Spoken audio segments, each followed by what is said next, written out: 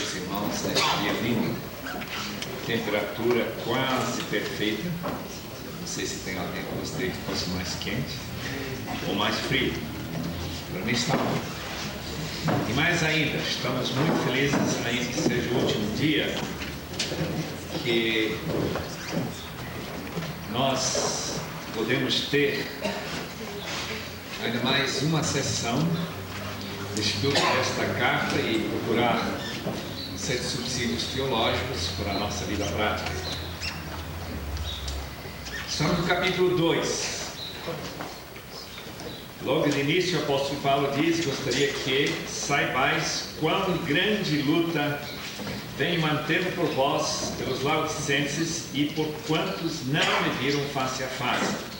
Isso não quer dizer que necessariamente que somente a presença do apóstolo naquelas igrejas que nós conhecemos lá do Vale do Lico, aquelas igrejas mencionadas em capítulos 2 e 3 do livro de Apocalipse, mas essa mesma região, Laodiceia, Filadélfia, Sardes, Esmirna, todas aquelas igrejas, Hierápolis, aquelas igrejas fundadas durante aquele pequenino período de ministério que Paulo teve em Éfeso, séculos anos 50, 51, por aí, 52, por 2 anos e meio, e aquelas igrejas fundadas lá.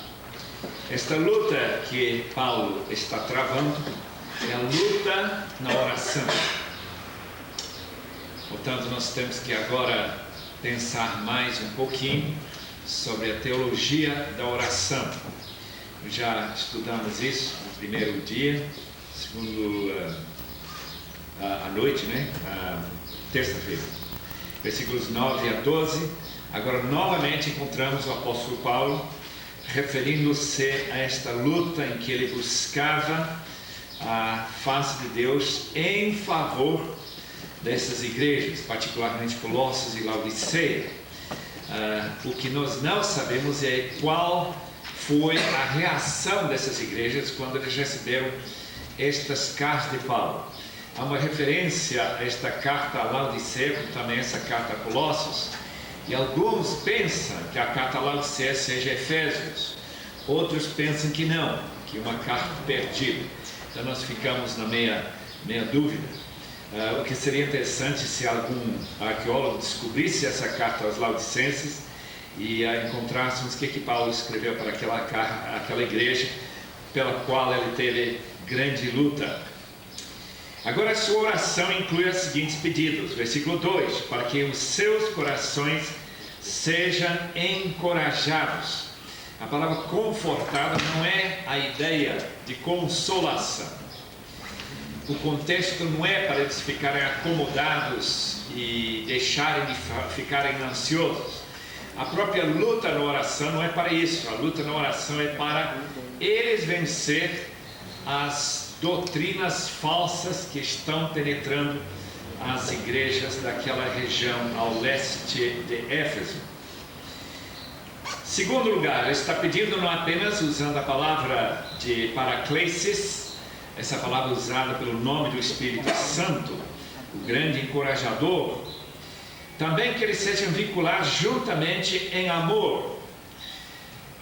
Quantas vezes nesta carta vamos encontrar o apóstolo Paulo tocando numa ferida que a heresia sempre produz? Eu acho que eu posso dizer 100% das heresias produzem. É a diminuição da importância do amor entre os irmãos. E logo Paulo vai mencionando repetidas vezes a importância de estarem unidos em amor uns pelos outros. Eu não sei se irmãos têm alguma conclusão a tirar relativa à vida prática no cristianismo. Cristianismo que não produz amor, se eu posso raciocinar sem ser falaz nesse raciocínio, é por causa da heresia. É uma indicação que estamos saindo dos trilhos, ou mais longe ou mais perto. É só olhar para o próprio ensino de Jesus e só ver nesta carta que tem seu alvo de voltar para as verdades que foram ensinadas no início, que houve esta necessidade de voltar para o amor, vinculados juntamente em amor, intertecidos em amor um pelos outros, vínculos, algemas de amor que unem um irmão a outro irmão.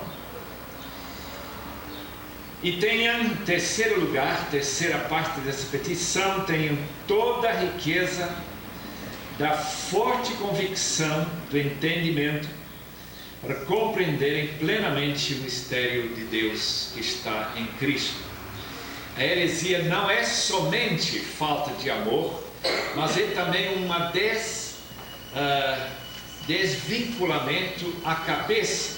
Isso vai ficar mais claro nos versículos seguintes, quando Paulo acusa essa falsa doutrina de desligar os membros da igreja de sua cabeça.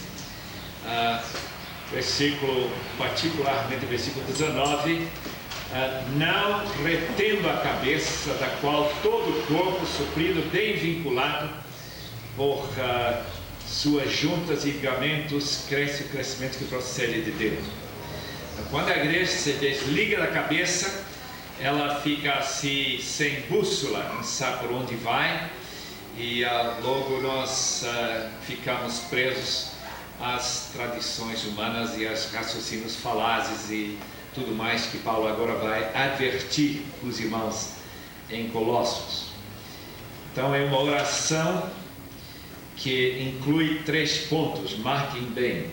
Primeiro, que eles sejam encorajados na fé, ou exortados, para usar a palavra talvez mais tradução, traduzidos para esta palavra paraclesis, vinculados em amor, e que tenham toda a riqueza da convicção do entendimento, isto é, que a doutrina verdadeira seja algo entendida e não apenas alguma coisa que fica assim meio nebulosa e sem clareza. Quando eu faço uma indagação, por que os irmãos estão aqui, ou por que nossos alunos estudam lá na faculdade de São Paulo durante tantos anos, não é para eles chegarem a essa riqueza de entendimento da doutrina, e com esse entendimento eles poderem distinguir o verdadeiro do falso. É o ministério da igreja também, já que uma igreja precisa, como Paulo adverte os anciãos de Éfeso, que no meio deles surgirão lobos que não pouparão o rebanho. E esses lobos vão surgir em que base? Na base de que não houve uma compreensão clara, não houve essa rica convicção de o que é realmente a verdade. Notem que esta riqueza de sabedoria, de entendimento e de conhecimento, essas palavras que Paulo está usando bastante, porque a base do gnosticismo era conhecimento. Eles afirmam que eles estão com umas verdades mais profundas, mais reais e mais verídicas.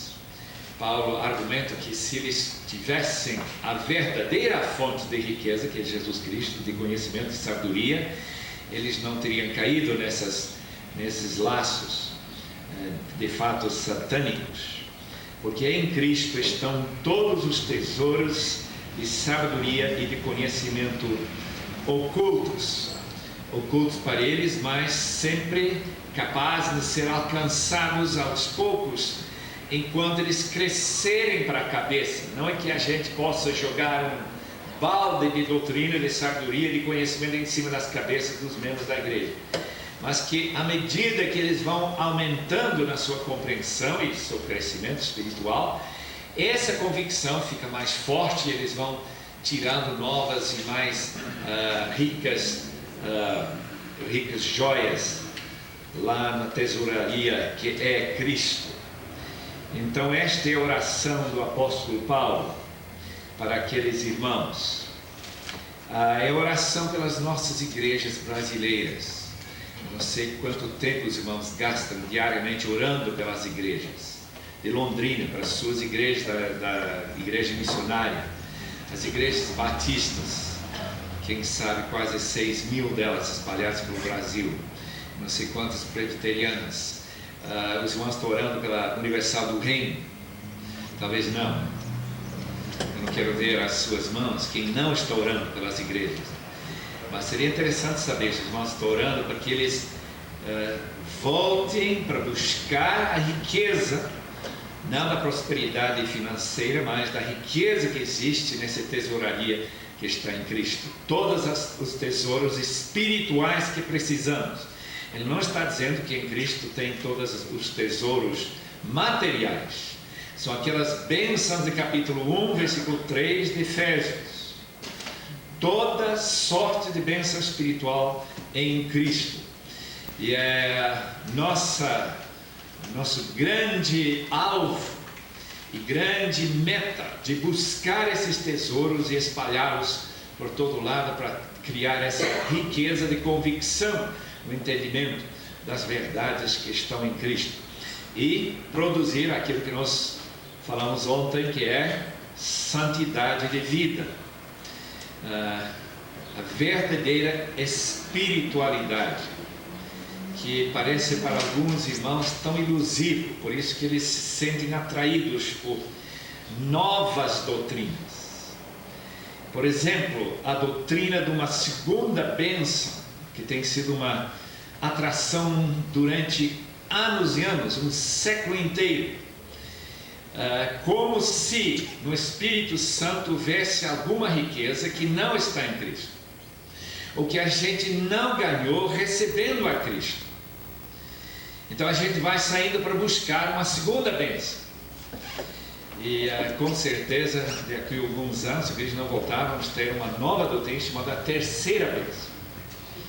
Parece que hoje há uma sugestão que está surgindo lá em Toronto, de uma terceira bênção, que a gente aprende a rir em Cristo. Uma riqueza que não foi descoberta até esses últimos dias. Verdadeira bênção escatológica. Essas grandes risadas de Toronto. Eu não sei muito sobre isso, nunca ainda participei de uma reunião que se praticava esta nova bênção, que eu estou chamando a terceira bênção. Então há sempre essa atração. Nós sempre olhamos para a nossa vida e vemos uma certa pobreza. Os irmãos não esquecem que Jesus disse que ser pobre de espírito é ser abençoado. Não disse que ser rico de espírito é ser abençoado. Então nós temos que sempre lembrar que às vezes, nesta busca pela riqueza do espírito, a gente está caindo fora da riqueza do espírito, ou a bênção do Senhor que Ele oferece àqueles que são pobres de espírito, e que são realmente povo necessitado, e não aquele povo que sempre está alcançando e pode dizer agora já cheguei, e quando de fato estão longe de ter chegado. Assim digo, para que ninguém vos engane com raciocínios falsos, falazes, falta de lógica espiritual. Em qualquer caso de tribunal, a argumentação é baseada na lógica. Toda a filosofia tenta, pelo menos, argumentar que tem lógica, depende naturalmente de quais são as pressuposições que produzem essa lógica. Há uma lógica também espiritual. O apóstolo Paulo vai mostrar que ele está bem preparado para apresentar esta lógica agora, enquanto ele vai enfiando a espada dentro desta heresia, nos versículos que seguem, especialmente de 8 em diante. Uma lógica para colocar os colossenses no banco dos réus e buscar alguma defesa para manter-se seguindo nessa linha falsa. E eu acredito que eles não tinham ido muito longe nessa linha. pelo que ele fala em versículos 4 e 5. Assim digo, para que ninguém vos engane com raciocínios falazes, pois, embora ausente quanto ao corpo, Paulo estava em Roma, eles estão em Colossos, contudo em espírito estou convosco, alegrando-me e verificando a vossa boa ordem e a firmeza da vossa fé em Cristo. Eles ainda não tinham caído nesta doutrina mesmo. O perigo estava ali. Epáfras, com toda essa energia para viajar até encontrar o apóstolo Paulo, distância que talvez demoraria 6 semanas para viajar, para chegar até lá. Se Paulo de fato estava em Roma, nós não sabemos isso com certeza. Tem grandes estudiosos que dizem que Paulo não esteve em Roma quando ele escreveu esta carta. Nós imaginamos que ele estava lá, a maioria pensa assim, e que ele tivesse ido tão longe para buscar uma resposta e para levar esta carta para aqueles irmãos, para que eles não caíssem. Isso me chama a atenção de uma outra teologia que nós não damos assim muita atenção, teologia do tempo. Lembra-se que Eclesiastes dizia: há tempo para tudo. Há tempo para atacar doutrina falsa e há tempo quando é tarde demais. A doutrina já pegou e não dá para tirar essa gente dessa falsidade. Eu lembro dessa teologia, eu tive que engolir quando nós estávamos buscando já há vários anos em São Paulo uma casa para morar, um zelador da nossa igreja, estávamos começando lá. E quando nós encontramos um quarto para alugar para esse zelador, descobrimos que o homem que estava alugando casa era um ex-batista, parecia um diácono. Nós então fizemos esse convite: o senhor não gostaria de fazer parte da nossa igreja? Ele disse: não estou nem um pouco interessado. E por quê? Porque eu sou agora um ancião mormon. Quer dizer, ele tinha pulado de um líder batista para ser um líder mormon. Isso aconteceu por quê? Por falta de cuidadosamente marcar o tempo. Que eu tenho certeza que se nós tivéssemos encontrado aquele homem no tempo certo, ele estaria conosco. Isto fora de qualquer pergunta sobre predestinação. Eu não estou nem entrando nessa área. Estou falando apenas do lado humano, debaixo da linha de Francis Schaeffer. Debaixo da linha, se nós tivéssemos chegado na hora certa, ele estaria na igreja, talvez servindo com todo aquele amor e tudo mais. Mas por falta de tomar a sério a teologia do tempo, a gente perdeu. E os mormons ganharam para o demônio. Nós estamos num tempo muito certo para plantar no Brasil. Estou mais e mais certo, especialmente em certas regiões do Brasil. E aqui há 50 anos, quase, marque bem a minha palavra, e não vou estar aqui para tentar confirmar essa palavra com os irmãos. Daqui a 50 anos vai ser bem diferente. Houve uma época que deu para plantar na Inglaterra, hoje não é mais tempo. Agora é muito devagar, muita resistência. Mesma coisa com aqueles irmãos que estavam no norte da África e que depois da vinda de Mohamed, o tempo de Deus parou, e desde lá para cá, veja quantos séculos já passaram, quase 13 séculos. E nós não temos possibilidades ainda, nem para entrar lá para evangelizar, nem para abrir uma igreja, nem de cantar hinos, nem de nada. É um desastre quanto ao tempo.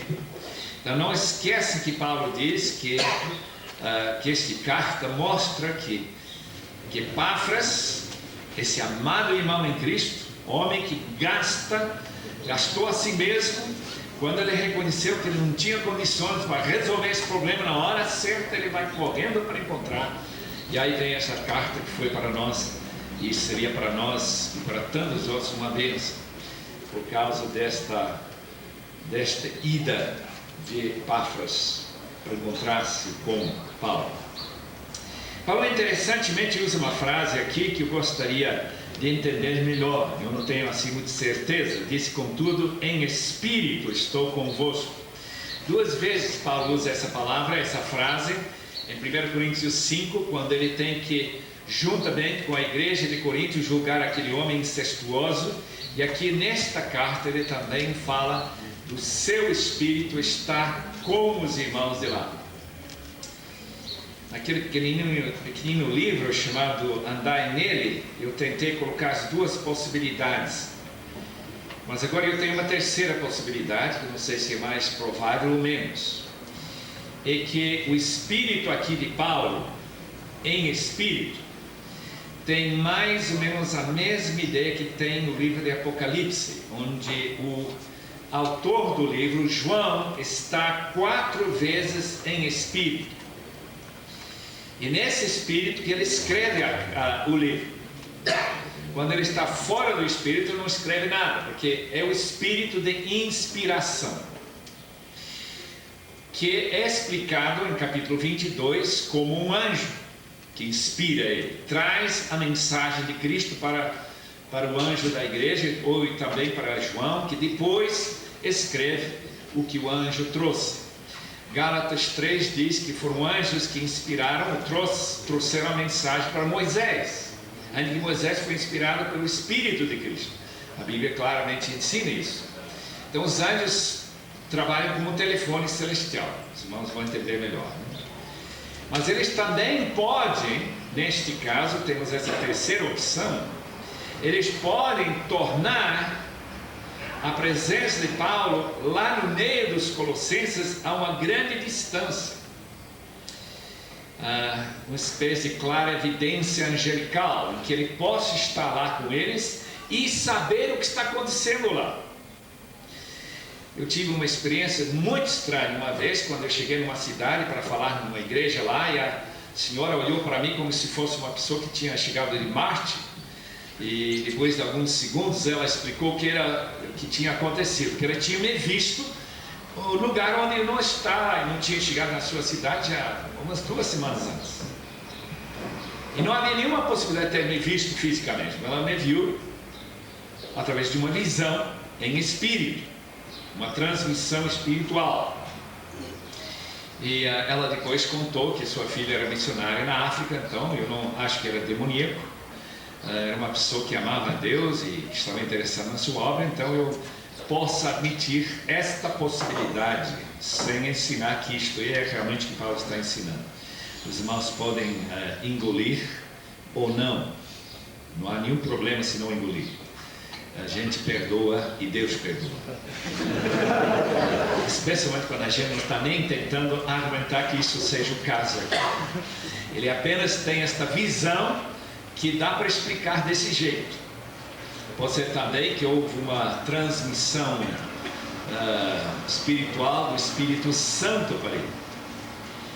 Mas nós vivemos num mundo com muitas realidades dessa natureza que nós não queremos muito saber, porque não são muito científicos e parecem muito supersticiosos. O resto do texto aqui vai falar de superstição. Esses raciocínios falados do versículo anterior tratam justamente de superstição. Nós temos então de abrir nossas mentes para a realidade de ministério angelical, como também temos que reconhecer a grande possibilidade do ministério antagônica, inimiga dos demônios, que eles também trazem mensagens estranhas, como um amigo nosso, aliás uma amiga levou seu filho para uma pessoa recomendada, o médico, e logo depois de dar a receita diz: tem outro filho em casa que não tinha falado nada, ele tem esse problema, eu quero lhe dar uma receita para ele também. Obviamente isso foi uma transmissão espiritual, e quando a gente percebeu todo aquele contato com o mundo espiritual que aquele indivíduo tinha, e a pessoa que recomendou, uma pessoa de alta categoria no espiritismo brasileiro, então a gente logo percebeu qual é o problema, e ela jogou toda essa receita lá no vaso e apertou o botão. Uma boa maneira de tratar esse tipo de ajuda. Kurt Koch escreveu bastante sobre isso, né? Os grandes problemas de receber ajuda de forças espirituais que não são relacionados com Cristo. Vamos agora para o texto central de Colossenses quanto ao argumento, a lógica contra a heresia, que é uma mistura de judaísmo e pré-gnosticismo, não aquele gnosticismo bem desenvolvido do segundo século, mas apenas aquelas primeiras investidas deste tipo de gnosticismo, meio filosófico, meio religioso, e nós logo estaremos vendo mais ou menos essas qualidades. Eu pediria que alguém leia versículo 6 até versículo 23. Alguém que gosta de ler e ouvir sua própria voz. Eu também gosto, então os irmãos têm toda a razão para gostar de ouvir uma voz clara, alta, que lê bem, tudo isso, irmão, sabe? Por favor, não fique acanhado. Depois dessa ninguém vai querer. Não, quer sim. Nós temos irmãos que não pensam, como diz Romanos 12, menos do que eles devem pensar. Também não pensam mais, são orgulhosos. Sabem que a voz também é uma doação de Deus. Tudo que nós recebemos dele. Por favor. Ora, como recebestes a Cristo Jesus, o Senhor, assim andai nele. Nele radicados e edificados e confirmados na fé, tal como foste instruídos, crescendo em ações de graça. Cuidado que ninguém vos venha a enredar com sua filosofia e vãs sutilezas, conforme a tradição dos homens, conforme os rudimentos do mundo e não segundo Cristo, porquanto nele habita corporalmente toda a plenitude da divindade. Também neles estáis aperfeiçoados. Ele é o cabeça de todo o principado e potestade. Nele também fostes circuncidados, não por intermédio de mãos, mas não despojamento do corpo da carne, que é a circuncisão de Cristo. Tendo sido sepultados juntamente com ele no batismo, no qual igualmente fosse ressuscitados mediante a fé no poder de Deus, que o ressuscitou dentre os mortos. E a vós outros, que estáveis mortos pelas vossas transgressões e pela incircuncisão de vossa carne, vos deu vida juntamente com ele, perdoando todos os nossos delitos, tendo cancelado o escrito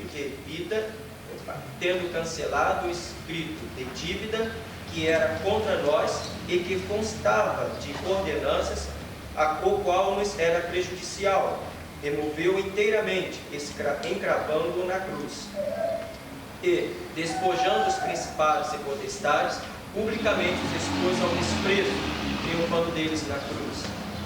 Ninguém, pois, os julgue por causa de comida e bebida, ou dia de festa, ou lua nova, ou sábados, porque tudo isso tem sido sombra das coisas que haviam de vir, porém o corpo é de Cristo.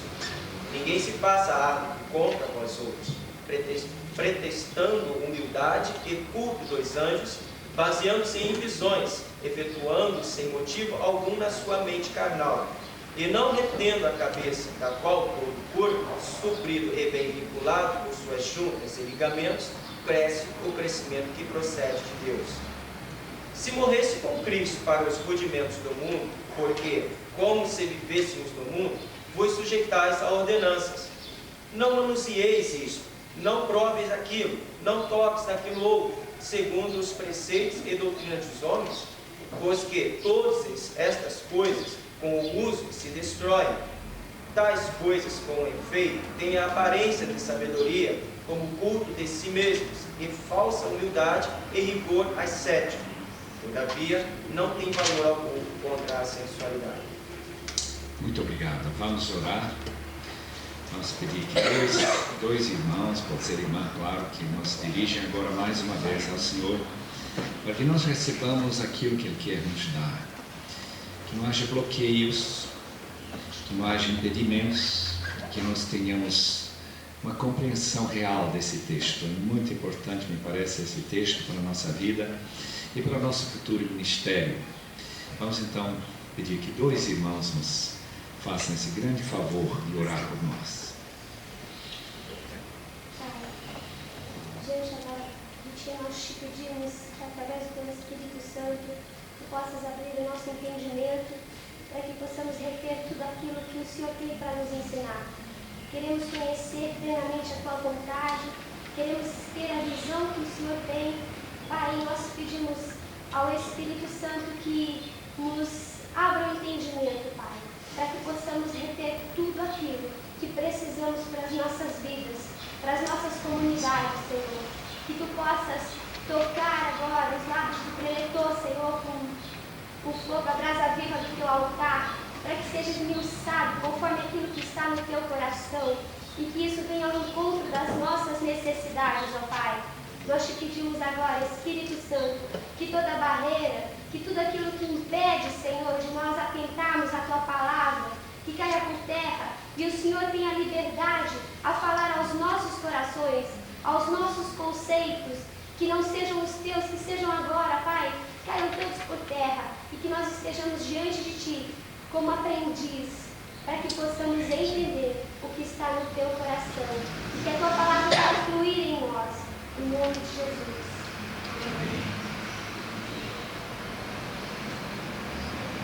Pai querido, em nome de Jesus Cristo, por Teu amado, nós te louvamos, Senhor, por tudo que o Senhor tem feito em nossas vidas, Senhor, por esses momentos, ó Pai, que estamos diante de Ti e pelo que temos aprendido do Senhor, Pai.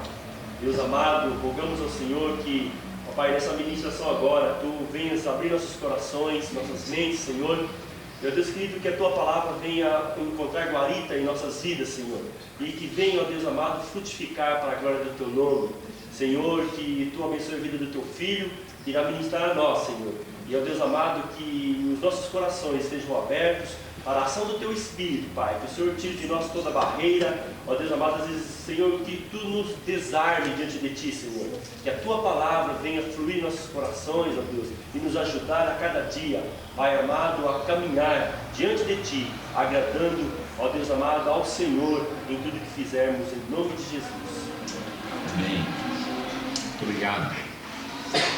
Quem aqui teve na sua vida o privilégio de ouvir um dos patriarcas brasileiros contar sobre os debates que existiram nos primórdios da igreja, quando o cristianismo de linha interpretação evangélica estava entrando nesse país e entrou em conflito imediato com a igreja estabelecida, chamada Igreja Católica Romana. Quem ouviu alguns desses patriarcas na sua vida contar sobre aqueles debates?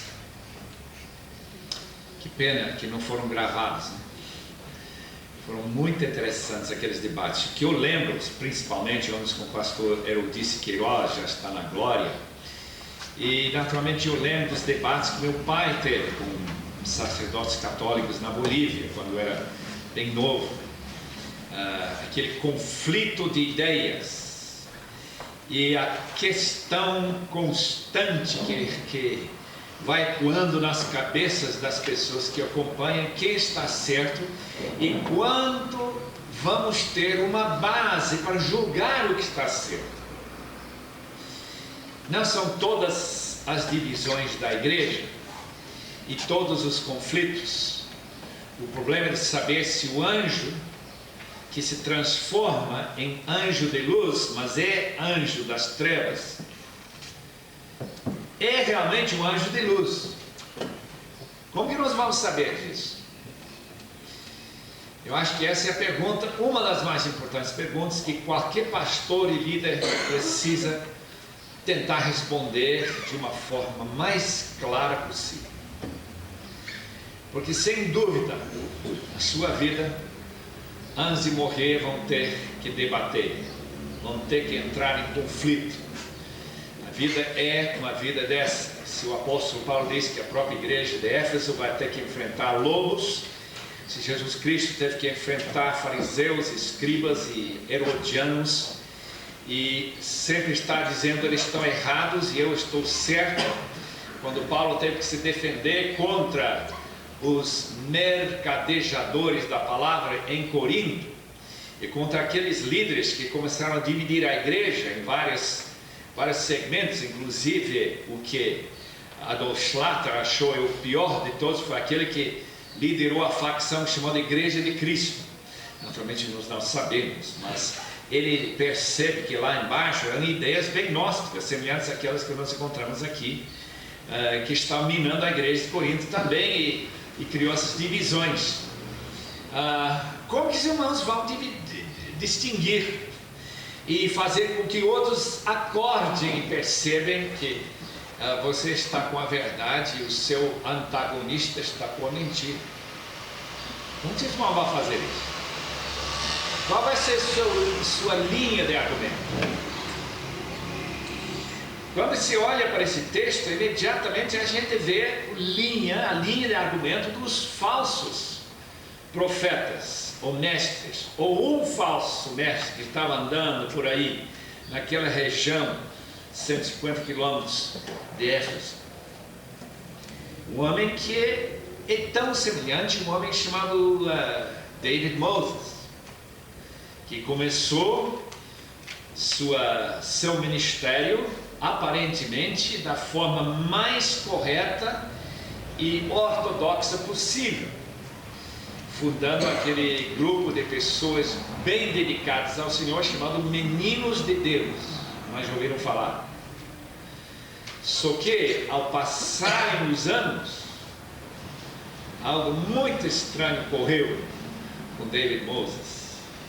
E a própria filha, que saiu daquela seita, escreve no seu livro o que ela começou a perceber como filha dele, que não era de Deus, que isto é uma aberração tremenda, bem satânica, levando o jovem que não tem a capacidade ou não tem conhecimento suficiente da palavra de Deus para poder distinguir onde que está Satanás, onde está Deus, já que ele se transforma em promotor da verdade, sendo mentiroso. Então nós queremos tentar hoje, aqui nesse texto, descobrir como um homem inspirado como o apóstolo Paulo, não apenas com inteligência humana muito grande, muito avançada, essa inteligência, a maneira que ele argumenta. E talvez nós possamos aprender um pouquinho aos pés deste homem, aqui nesse texto. Primeira coisa que ele diz, versículo 6, que heresia é uma deturpação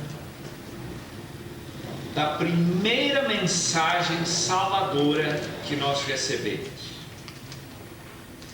Voltem para trás, escute bem o que foi pregado para vocês. E quando vocês ficaram convencidos que essa doutrina era a doutrina salvadora, e recebestes a Cristo por meio dessa doutrina, ele disse, meu argumento é este, que você não pode sair da mesma linha pelo qual vocês receberam no primeiro dia esse Evangelho. A palavra é esta: tal como recebestes a Cristo Jesus, continuai andando nele. O que foi pregado? Que unicamente Jesus salva. Foi pregado que você, lá no seu batismo, precisa se arrepender dos seus pecados. Lembra-se de capítulo 2 de Atos. Naturalmente, Paulo não descreve todos os elementos daquele primeiro dia que eles receberam a Cristo. Receber a Cristo significa depender inteiramente e unicamente dele para a salvação. Declarar Jesus como Senhor de sua vida. Isso foi o primeiro credo. Nós encontramos isso em Romanos capítulo 10, versículo 9. Tudo isso faz parte disso que está envolvido nessa primeira frase. Tal como recebeste a Jesus, assim se também andai nele. Isto é, continua desenvolvendo na vida cristã as implicações daquele primeiro dia que vocês decidiram. As implicações do seu batismo, do seu arrependimento, dessa humilhação necessária, uma humilhação que ele contrasta aqui no texto com uma humilhação falsa, uma humilhação pretextada, mas não é real, é realmente uma humilhação que produz orgulho e soberba, e que vocês reconhecem ainda Jesus como o seu dono e seu mestre, e que o que ele fala, o que ele diz é necessário. Para nós isto parece fácil, para eles não era tão fácil não. Para nós é fácil porque nós temos em nossas mãos 27 livros, cartas, evangelhos, a história da igreja, o livro de Atos, para nos orientar. Eles não tiveram isto. Imagina ter que levar sua igreja a manter-se firme na verdade sem o Novo Testamento escrito, baseado somente no Antigo Testamento e na interpretação cristológica daquele livro, tal como Paulo interpretava o Antigo Testamento, a Velha Aliança. O que significa andar nele se encontra em versículo 7 como, e agora ele usa uma forma do verbo radicado, enraizado, com um ato que aconteceu no passado, quando as raízes pegaram firme no Evangelho. Ninguém vai se expor à perseguição. Lembra-se que naquela época, tornar-se cristão colocava sua vida em risco, e certamente seu emprego, e como também sua vida financeira. A gente podia perder tudo. Lembra que os hebreus foram espoliados pelos seus vizinhos. Eles sofreram bastante, e Paulo, o autor, não foi Paulo que escreveu Hebreus, diz que vocês sofreram alegremente. Por que sofreram alegremente? E quando eles colocaram sua fé em Cristo, eles colocaram a raiz bem fundo. Não foi assim, assinar um cartãozinho, e quando a gente depois busca aquela pessoa que assinou o cartão, não encontra ele mais. Ou se encontrar, diz, foi mais brincadeira. Naquela época não era nada disso. Tornar-se um cristão era uma coisa muito séria por causa da perseguição. Aqui a vantagem que existe na China, em contraste com o Brasil, a gente pode se tornar cristão um dia e tornar-se não cristão no dia seguinte.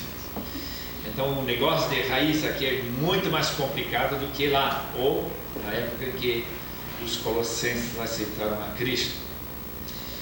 As duas palavras que seguem, edificados e confirmados, são palavras usadas no tempo presente, enquanto a palavra enraizados é o pretérito, uma coisa que já aconteceu, perfeito, pretérito perfeito, indicando justamente que a raiz estava firme.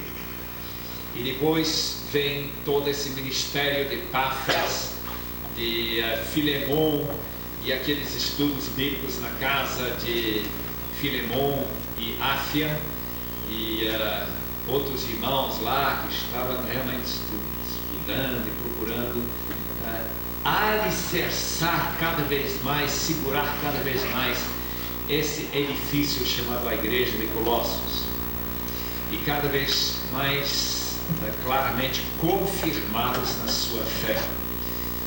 Os irmãos já notaram quantas vezes Paulo usa para vinculado, confirmado, seguro, perseverar, paciência, constância, essas palavras que mostram relacionamento com estas duas palavras aqui.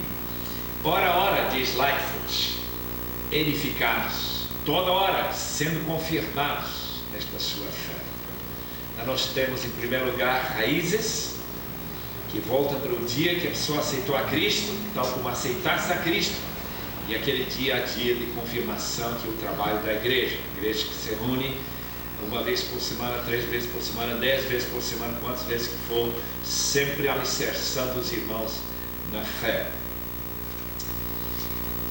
Para que sempre haja essa reação de gratidão, graças a Deus, ações de graças. Aí Paulo começa então a descrever para eles a base daquilo que eles aceitaram quando eles se radicaram em Cristo.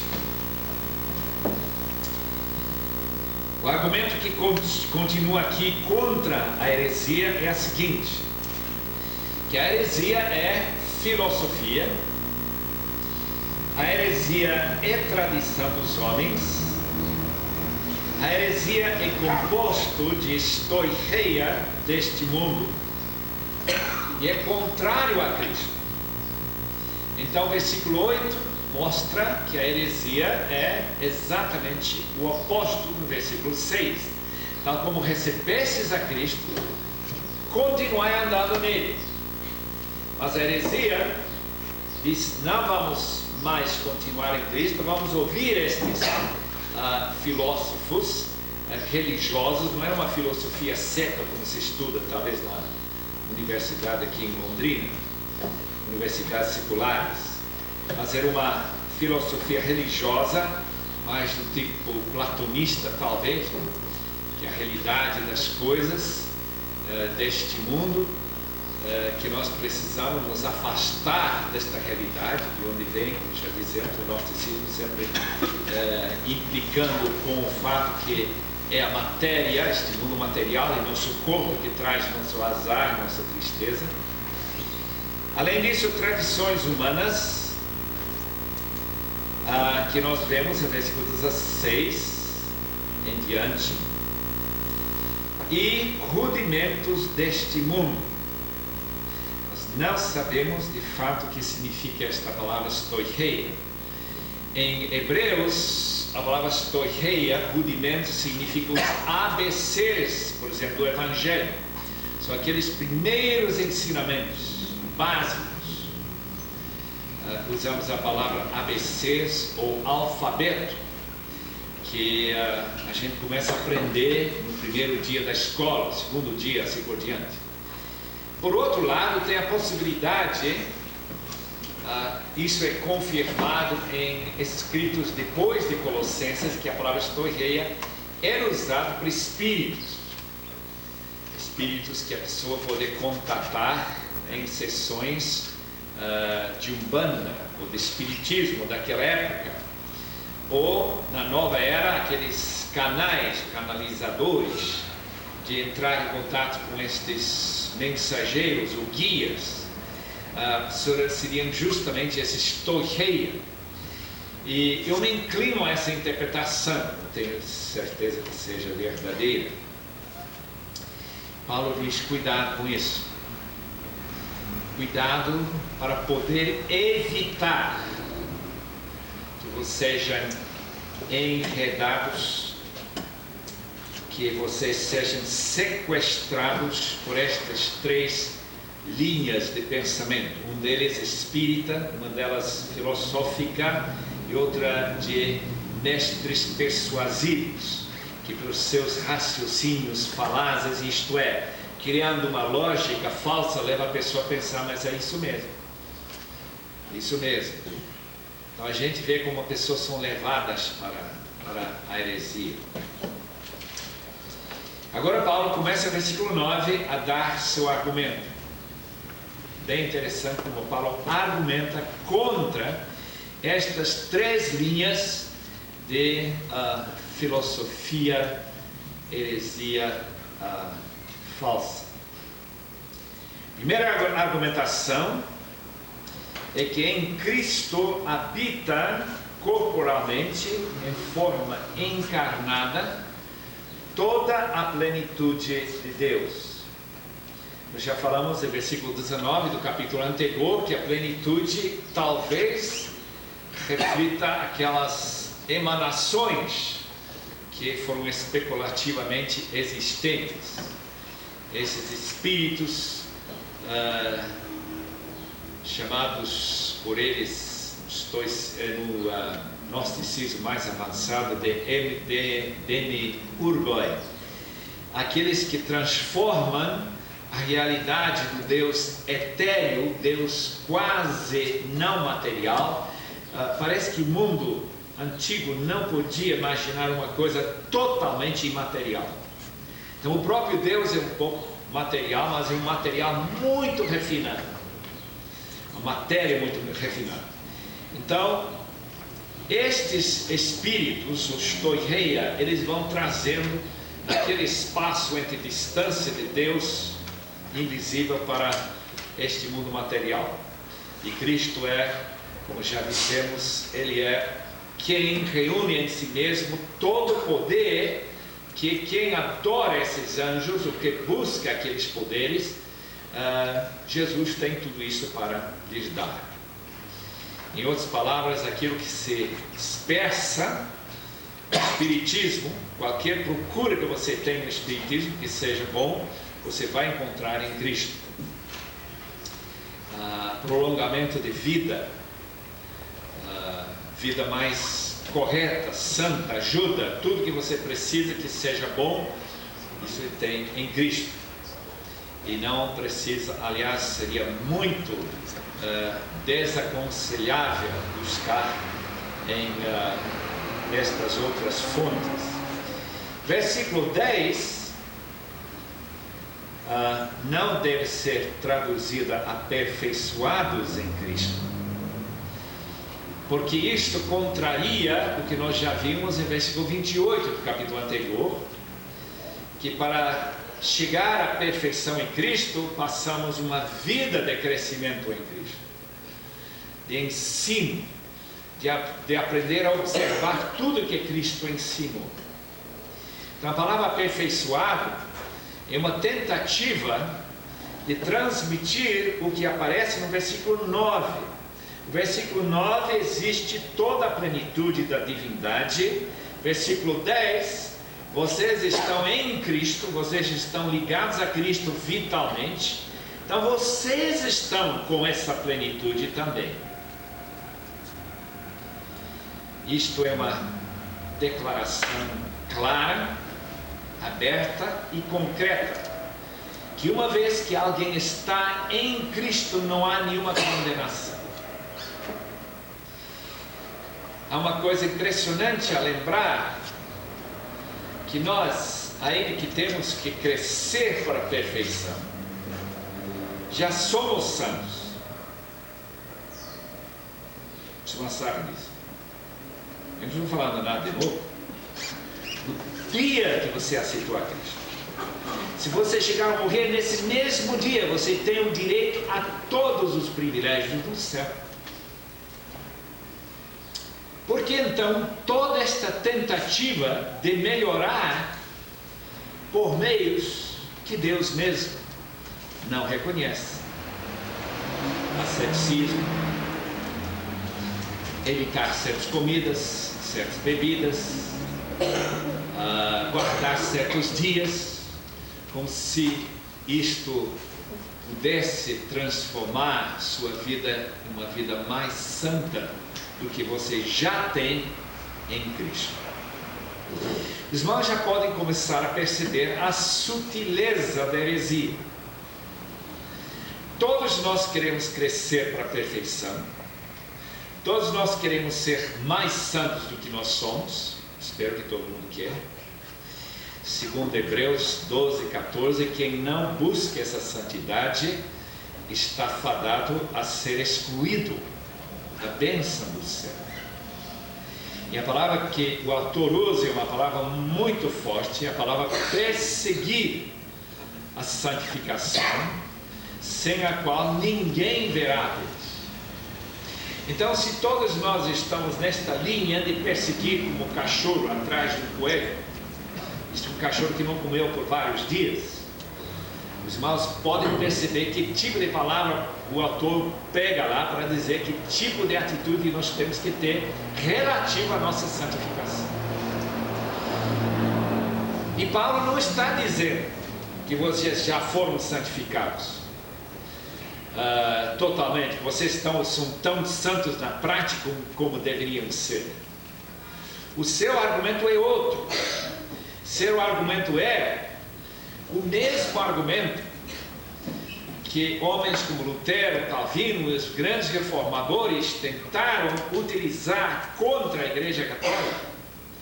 Quando ela descreveu a salvação como sendo, em primeiro lugar, um batismo da criança, e daí para frente sua santidade é pelas obras religiosas, diferentes de fato destas obras que os colossenses estavam sendo tentados a começar a praticar, mas mesmo assim, obras. Em outras palavras, Colossenses e Gálatas ficam juntos. O que Paulo escreve para os Gálatas? Vocês começaram no Espírito, pelo Espírito nascemos de novo, pelo Espírito nós somos ligados diretamente à plenitude que existe em Cristo. E agora vocês que deram um começo no Espírito, será que vão se aperfeiçoar pelas obras? Assim Paulo argumenta contra a heresia galacionista em capítulo 3 de Gálatas. E aqui é a mesma coisa no capítulo 2 de Colossenses.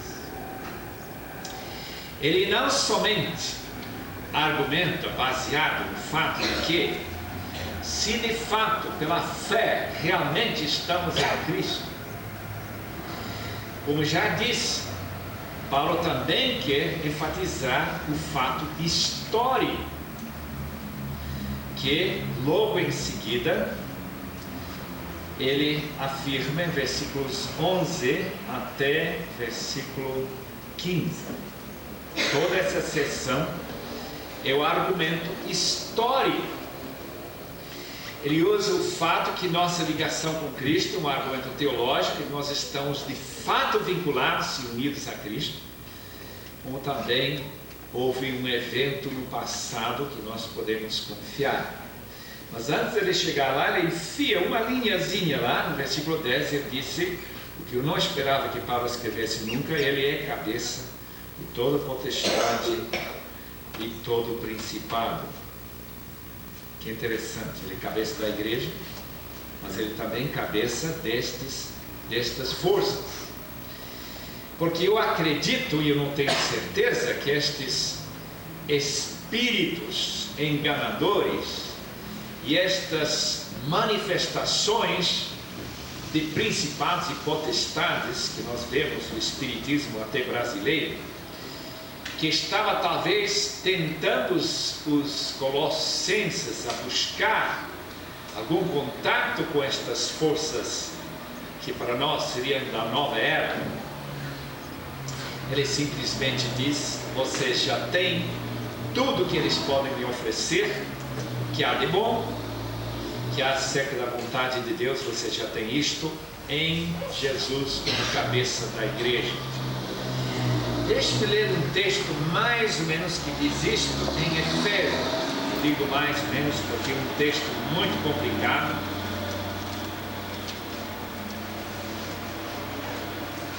Versículo 22 do primeiro capítulo, Efésios 1, versículo 22, ele pôs todas as coisas debaixo dos seus pés, e para ser o cabeça sobre todas as coisas, inclusive esses principados e potestades, o deu à igreja.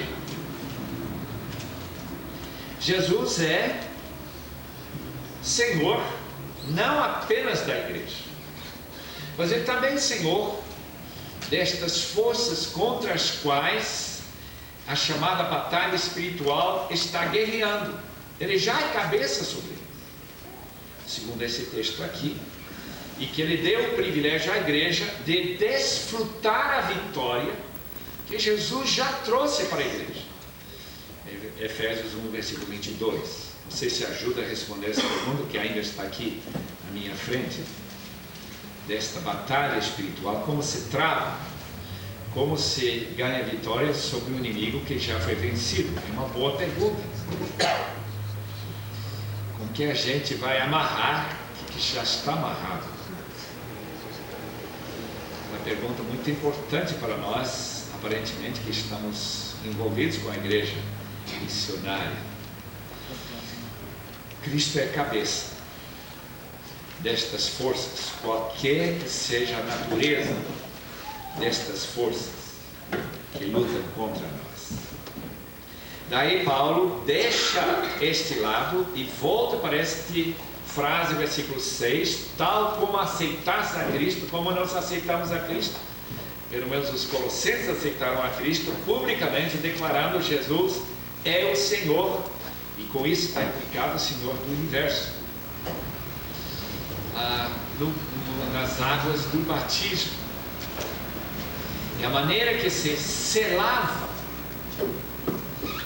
a sua posição de sair do império das trevas, cruzando o mar vermelho, usando uma alegoria, e você entra agora no reino do Filho do seu amor.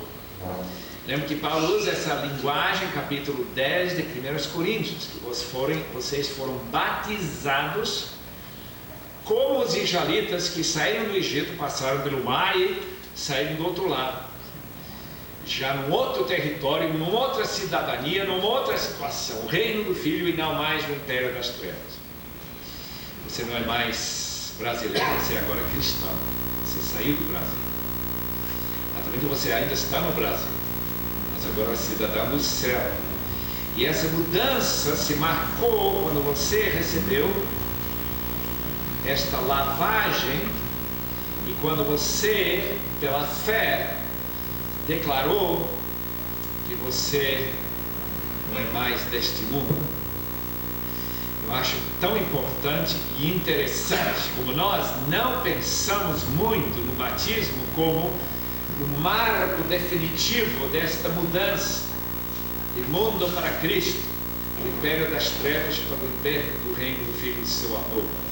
Só em países onde o cristianismo é perseguido que o batismo se torna algo bastante significativo.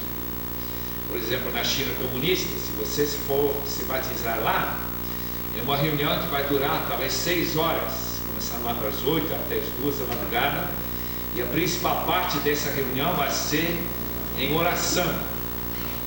Orando para aqueles neófitos que vão agora passar pelas águas do batismo, nunca voltem para trás, diante da perseguição, diante dos grandes desafios de viver num país comunista que não gosta de crentes de forma alguma.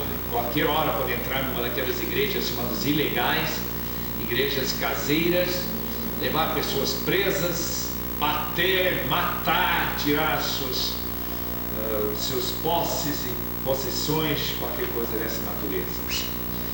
O argumento, portanto, de Paulo é um argumento baseado no fato histórico que os colossenses foram batizados. Nós temos que ver que o texto é justamente um texto que tira, portanto, uma teologia do significado daquele ritual chamado batismo. Se os irmãos aguentam mais 5 a 10 minutos, eu acho que dá para ver o que ele diz nesse texto.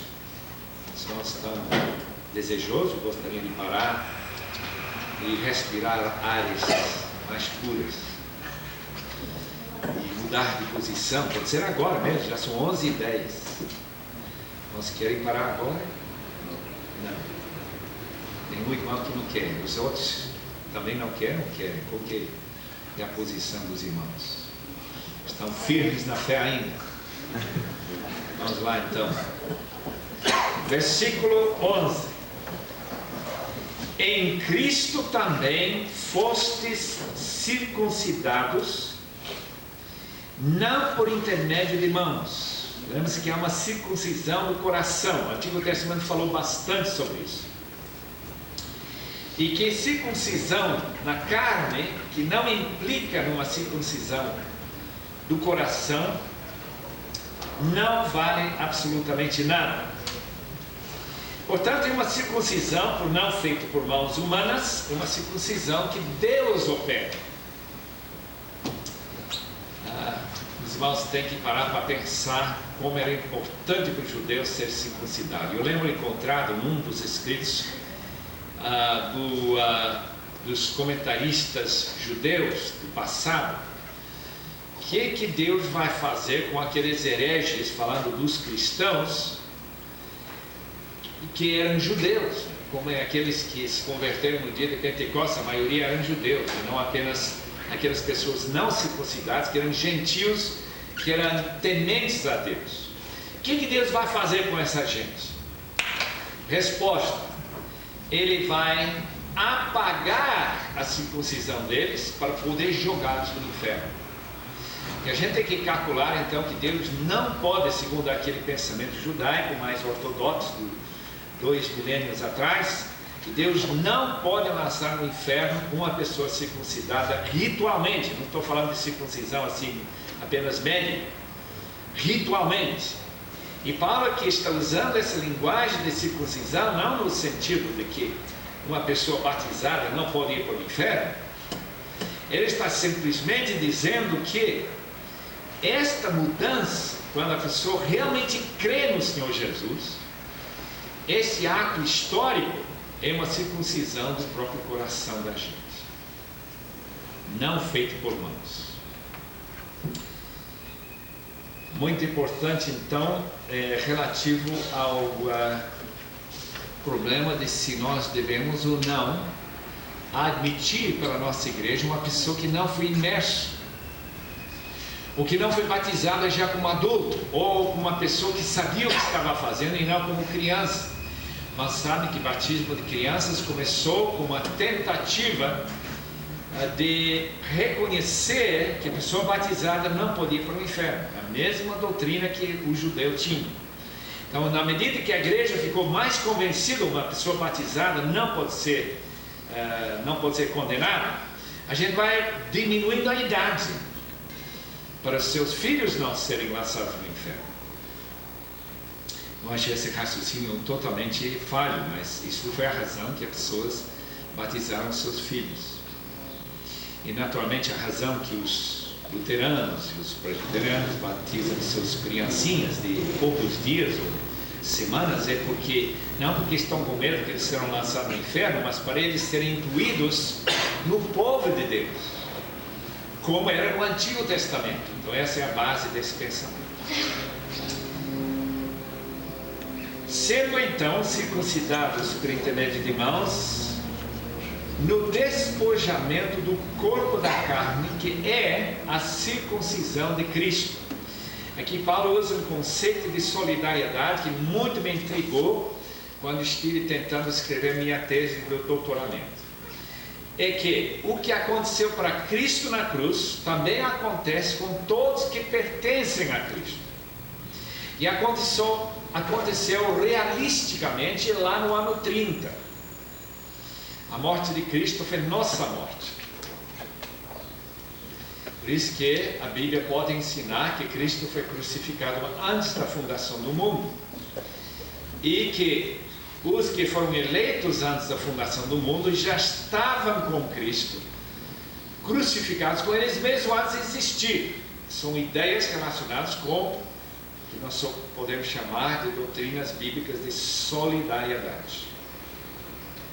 Nosso pecado em Adão, Romanos 5,12, foi um pecado que eu não cometi pessoalmente, mas foi cometido dentro da personalidade corporativa de Adão, toda a sua raça. Foi uma decisão da raça humana em Adão que nos levou a ser pecadores mesmo antes de nascer. E foi justamente esse mesmo tipo de solidariedade que nos trouxe a salvação.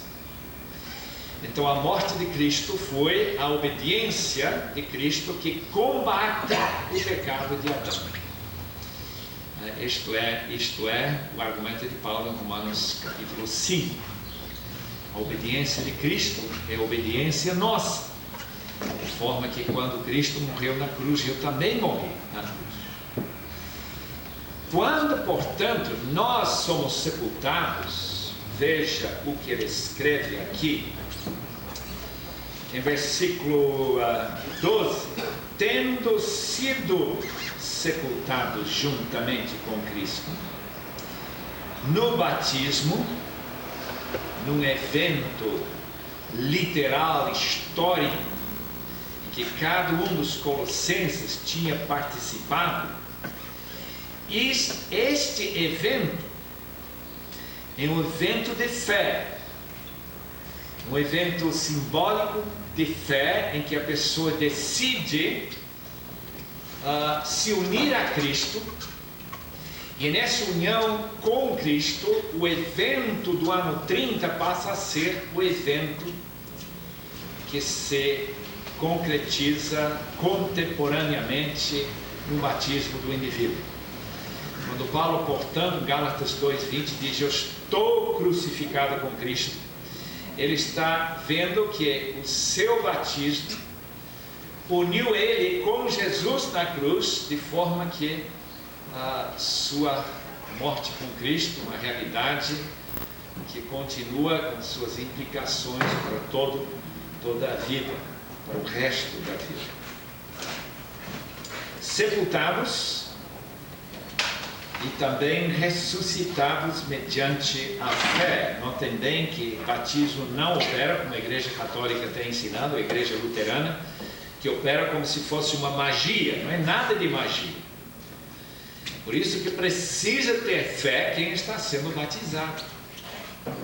Precisa declarar com este ato: eu me uno a Cristo e aceito as implicações desta união com Cristo. Por este ato histórico, bem visível para todo mundo, tem testemunhas.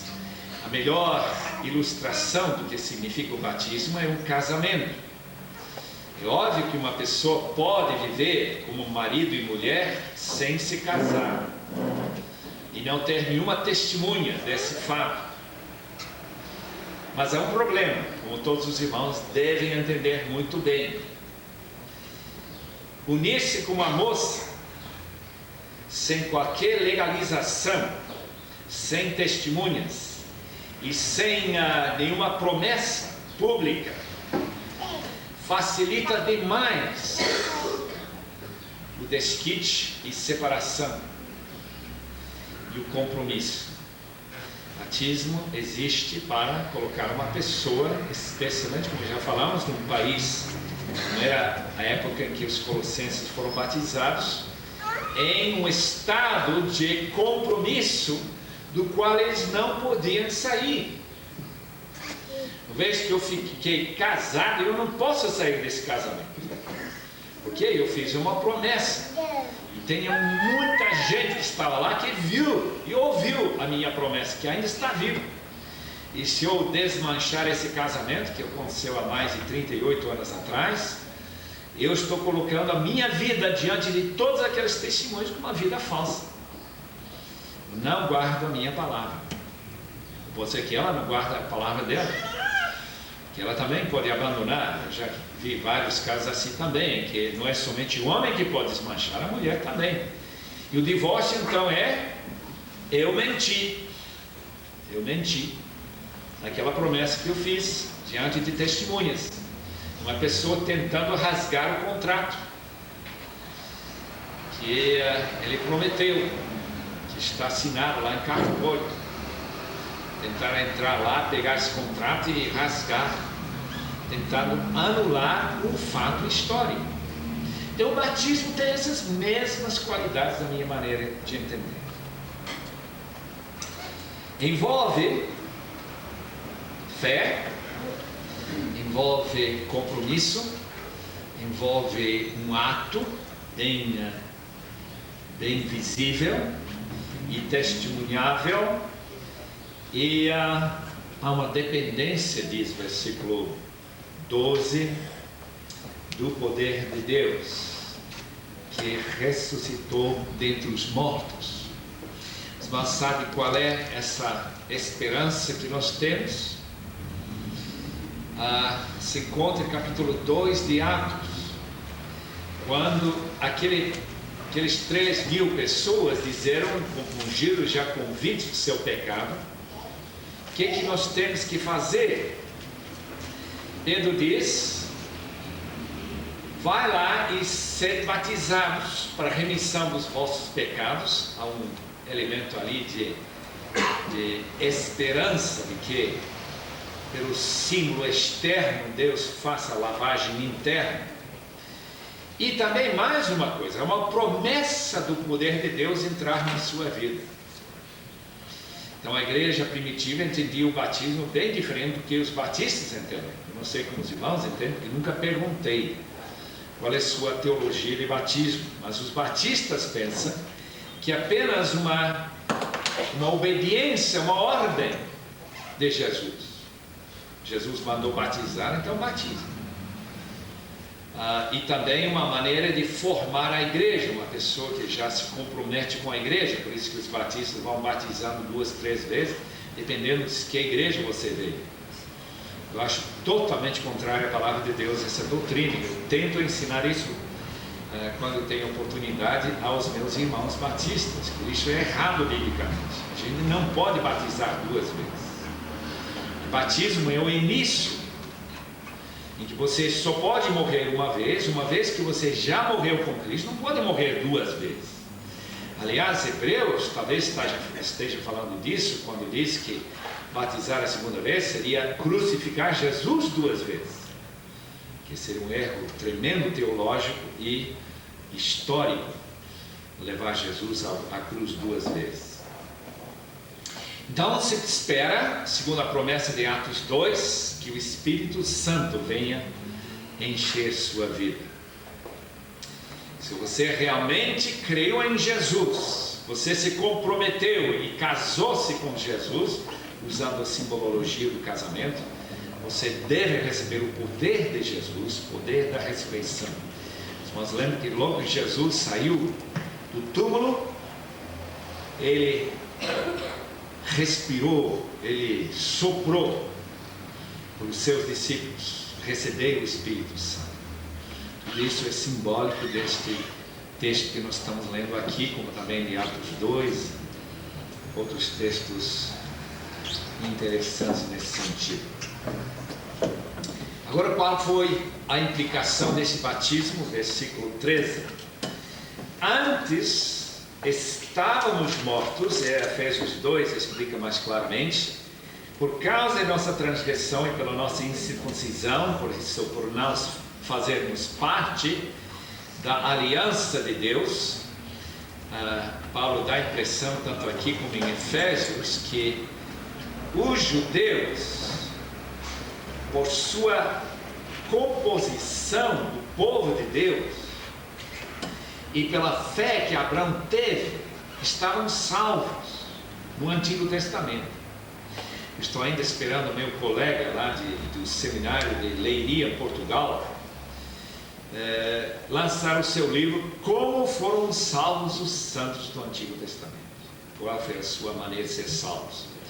A impressão, quando Paulo fala de estar mortos e incircuncisos, dá a impressão que este povo do Antigo Testamento, por estar pela aliança dentro do povo de Deus, eles podiam esperar chegar no céu. Vamos ver se isso é verdade. Obviamente houve muitos judeus que não eram crentes, não eram convertidos, ou talvez não eram confirmados. Jesus deixou muito claro que todos aqueles homens circuncidados, fariseus, escribas, não eram cristãos, não eram candidatos do céu. Mas houve também candidatos do céu no meio desses santos do Antigo Testamento. Então Deus vai julgar quem era e quem não era dele. Mas uma coisa ficou muito clara, que o judeu tinha que estar dentro da aliança, incluído nessa aliança, até a vinda de Cristo. Com a vinda de Cristo a coisa muda completamente. Esse é o mistério de que alguém está em Cristo sem a circuncisão, sem esse compromisso de ir lá para Jerusalém 3 vezes por ano e sacrificar e pagar aquele meio ciclo todo ano, que era a taxa de ser judeu. Nós éramos mortos, mas Ele nos deu vida juntamente com Ele, perdoando todos os nossos delitos, nesta ressuscitação espiritual com Cristo. Que maravilha! Como que isso aconteceu? Aconteceu na cruz. Diz versículos 14 e 15. e que todas as acusações e falhas nossas nas transgressões da vontade de Deus na lei, todos foram levados por Cristo e cravados na cruz, e ali pagos. Essa dívida, essa escrita de dívida, que constava de ordenanças, e o qual nos era prejudicial, isto era a base por qual nós iríamos ser lançados no inferno. Mas uma vez que foram rasgados e pagos lá na cruz, nós podemos então ter esperança de entrar no céu. Maravilha! Removeu inteiramente, encravando-o na cruz. Os pregos que passaram as mãos de Jesus e passaram os seus pés, também passaram pelas obrigações de toda a lei de Deus, de forma que nossa morte em transgressões agora é anulada. E ainda que nós transgredimos o quarto mandamento e não guardamos o sábado, quantos outros mandamentos que nós não guardamos, mesmo assim temos esta perfeição em Cristo, esta plenitude da bênção em Cristo que nós já lemos em versículos 9 e 10. E não somente que foi o caso de anular as acusações legais contra nós, mas também de anular o poder desses principados e potestades. Nós encontramos então esse paralelismo repetidas vezes em Colossenses. A vitória não foi apenas contra a lei dos judaizantes, foi também contra o gnosticismo, o espiritismo daquela época. Por quê? Porque quando ele esteve na cruz, ele também despojou os principados e as potestades publicamente, expondo-os ao desprezo, vitoriosamente conquistando-os e levando-os nesse cortejo de vitória, porque a palavra triunfo é a palavra que qualquer general romano, depois de conquistar uma terra nova, com 5.000 baixas do inimigo, apaziguando essa terra, convidado para Roma para fazer parte desse cortejo, e em que se leva os inimigos acorrentados atrás dele. Esta palavra, somente esta palavra já mostra que nós já estamos comentando vários pontos aqui em Colossenses, que a vitória sobre os poderes satânicos é um acontecimento já cumprido, feito a cumprir. Os irmãos devem ter alguma pergunta? Vamos gastar 2, 3 minutos. Quando você falou sobre ter um só batismo, tá? Agora eu pergunto o seguinte: se uma pessoa como fala, nasceu já no lar evangélico, está acostumado com a igreja, mas na realidade nunca converteu, e os pais são bastante tradicionais e impõem que a criança, vamos supor, com 11 anos, você tem que batizar. Mas a criança não tem não pode ter uma opinião própria, ela está se batizando porque o pai e a mãe querem, estão obrigando. Depois, mais tarde, essa pessoa viu que isso não era uma coisa que ela deveria ter feito. E não adiantou de nada, porque na realidade ela não era convertida. Ela não pode batizar depois quando ela sente que realmente ela tem um compromisso com Deus e que ela realmente aceitou Jesus. A minha pergunta é a seguinte: como que você anula esse primeiro batismo? Como você torna esse falso batismo diante de tantos testemunhas? Mas acontece como que uma pessoa que se casa e depois descobre que não queria casar com ela, só depois de algum tempo ele muda de opinião novamente e diz: olha, agora eu vou casar de novo. Realmente esse primeiro casamento não foi real, mesmo que está assinado no cartório e tudo mais. Então minha dificuldade é somente essa. É obviamente que este ato externo, tal como a circuncisão externa, não é a mesma coisa do que do coração. Mas eu tenho a mesma assim a dificuldade em saber o que significa um segundo batismo. E mesmo que não foi real para a pessoa, diante das testemunhas era real. Esse pronto. É uma exposição à vergonha. Mas está certo, mas parte não seria o própria pessoa sente pessoalmente? Se a pessoa sentiu que não era, e aí?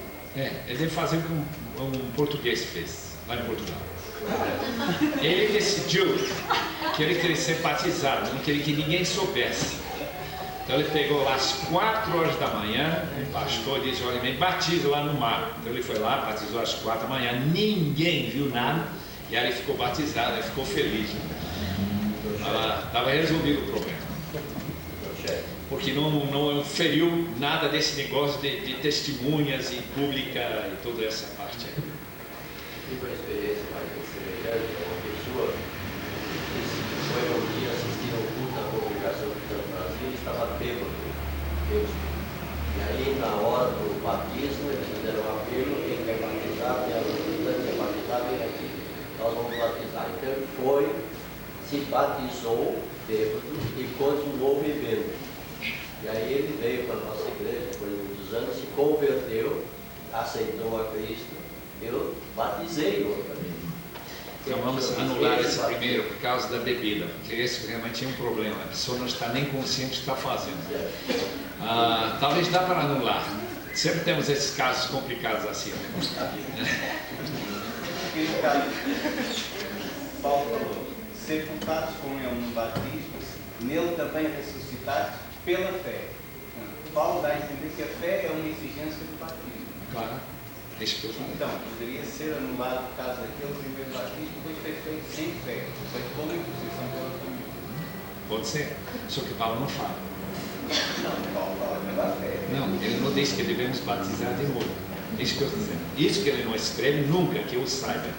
E nenhum texto que eu conheço diz que a pessoa deve, quando ele for batizado falsamente, isto é, sem fé, agora vai voltar e batizar com fé. E eu acho que Paulo teria muito receio de falar isso, por causa do significado do batismo. Que naturalmente os irmãos logo percebem o problema, ou devem perceber. É anular um ato histórico em que a pessoa morre e depois ressuscita. O problema é que nós hoje em dia não reconhecemos atos simbólicos como elementos reais, mas para nós são coisas bem etéreas ou quase sem significado. Tem pessoal aí que vive amasiado, se diz, sem casar, por essa mesma razão. Imagina vocês necessitarem um papel aí para ser casado. A importância desse papel. Então, essa mesma maneira de pensar passa para o campo chamado de religião, toda essa área. E eu não tenho resposta para essas perguntas de bêbados e tudo mais. Ou pessoas que se convertem só depois. Eu não tenho nenhuma resposta, porque eu não sei como.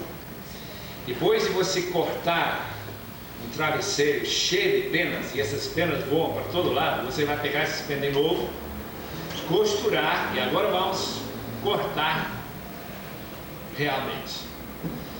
Não dá para fazer, eu não sei como se pode fazer isso.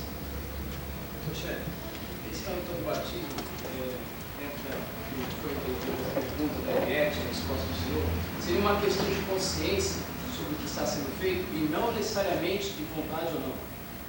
Por exemplo, o caso desse jovem, ele não tinha vontade de se batizar por não ter convicção da sua salvação. Mas os pais queriam, e ele sabia muito bem o que era isso, ele se batizou. Não é igual uma criança que é batizada sem ter consciência disso. Isso. Certo? Isso seria mais uma questão de consciência do que é o ato, e não, na verdade, se a pessoa quer ou não. Tem muita gente que também quer ser batizada, mas não tem a consciência do que é o batismo.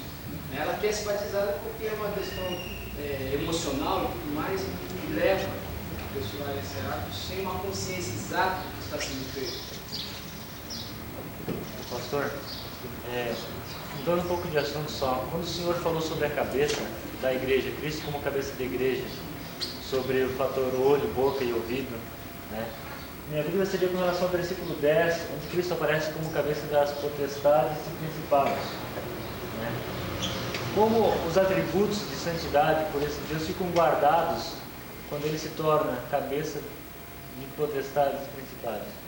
Não são os atributos guardados. Não é isso que ele está declarando, segundo eu entendo. Está dizendo que eles têm que se submeter ao seu senhorio. Ser cabeça é ser líder. Eu apenas queria dizer que Jesus usa como cabeça a sua liderança para a igreja através de comunicação. Naturalmente, estas forças potestades e principais assim também têm que obedecer segundo a vontade de Cristo. Isso levanta justamente a pergunta sobre essa discussão tão complicada sobre batalha espiritual. Se esta luta contra essas forças que estão já debaixo da cabeça de Cristo, que já estão sob a sua liderança, o que nós estamos fazendo para mudar a situação, de tornar isso mais real, mais óbvio? Porque não é tão óbvio que eles estão debaixo do poder de Satanás. E temos outra pergunta: por que eles não? Por que não é mais óbvio? Por que eles têm tanta autoridade, poder, mesmo debaixo do senhorio de Jesus? Jesus sendo cabeça deles. Essa pergunta que Paulo não descreve muito, apenas ele diz que pela armadura de Deus, obviamente nós somos edificados. Se nós não tivéssemos que lutar, ficaríamos mais crianças na fé. Então é pela luta que nós crescemos para a maturidade, para essa perfeição que Paulo acha tão importante em capítulo 1, versículo 28 de Colossenses. Está na hora de parar agora? Mais uma pergunta, mais outra? A sutileza da heresia, né?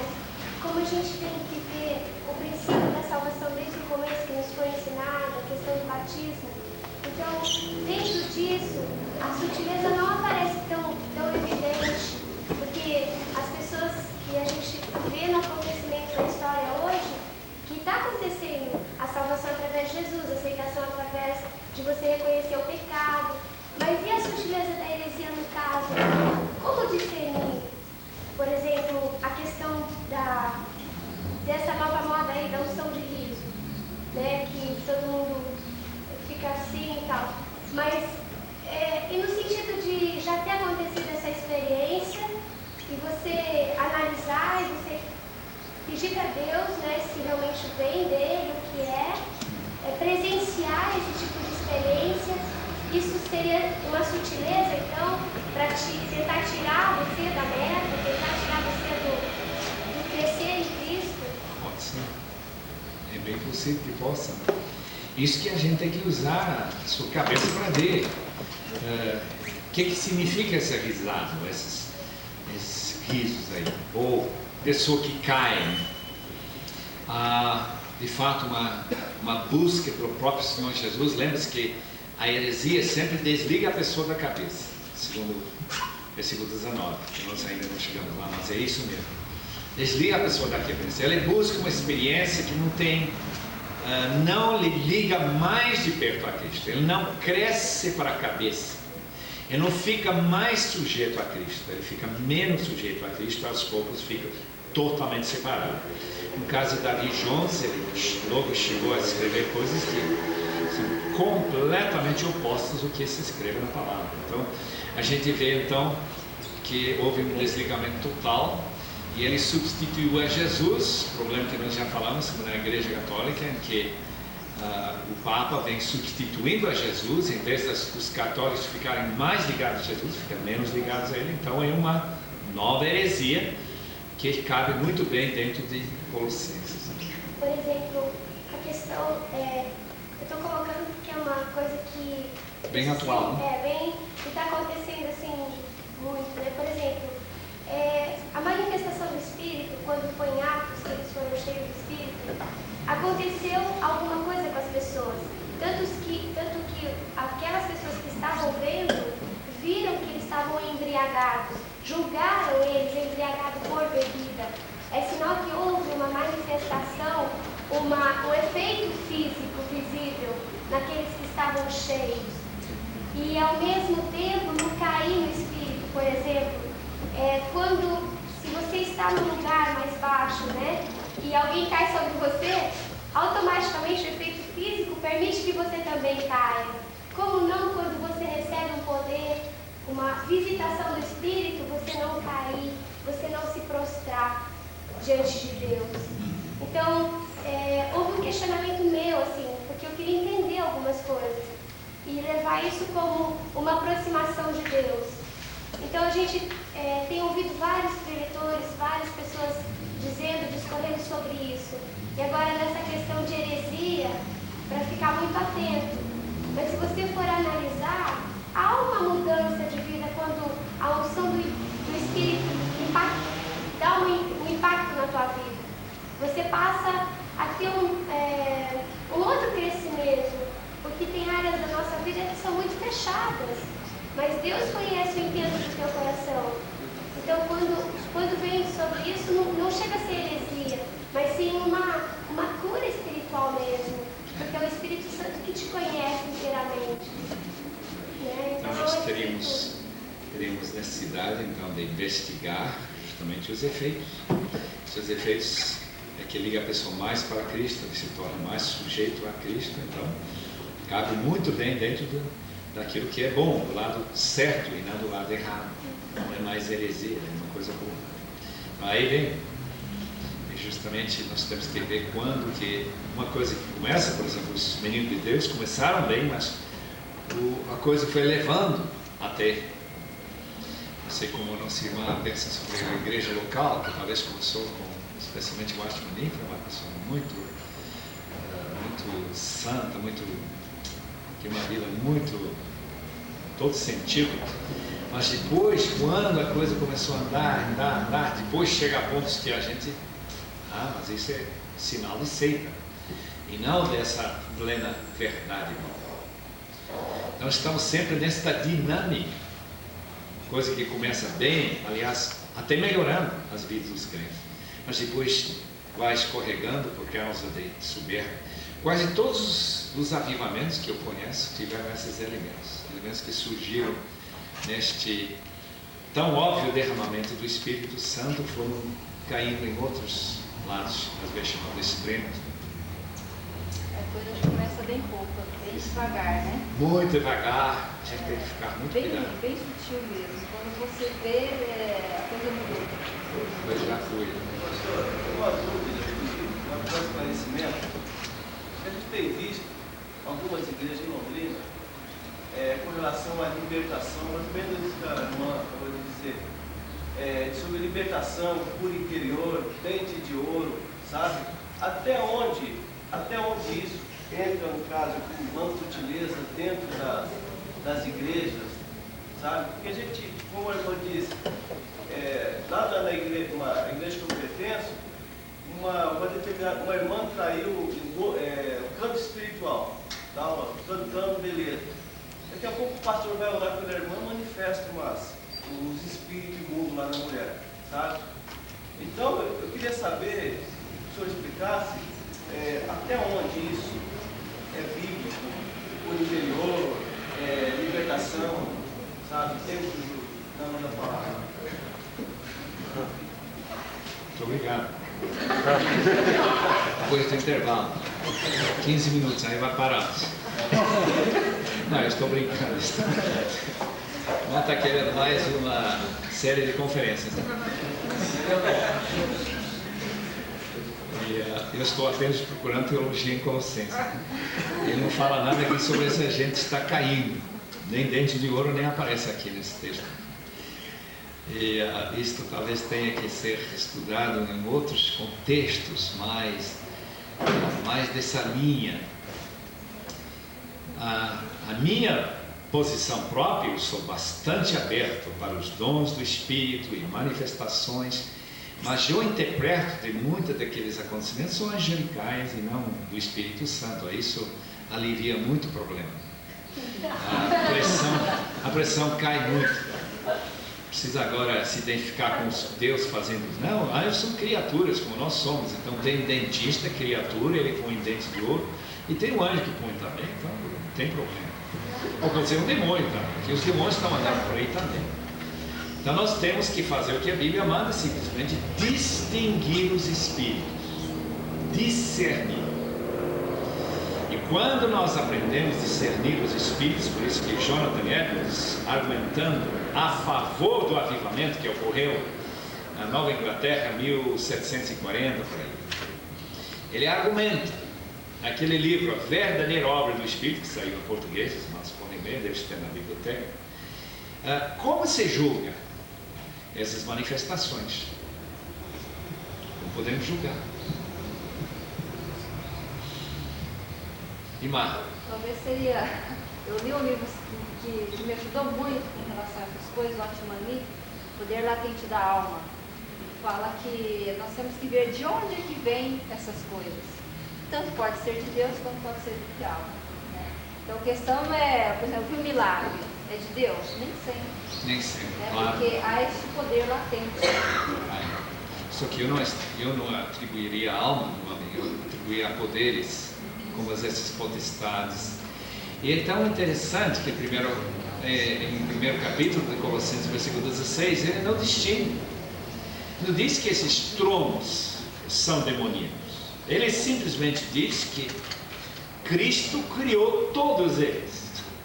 E qualquer poder que eles mostram, seja um poder que está em revolta contra Deus, portanto uma posição de inimigo ou de amigo, nós temos que distinguir pelo dom de discernimento, que é um dos dons também, e também pelo julgamento da palavra em relação aos efeitos que isso produz.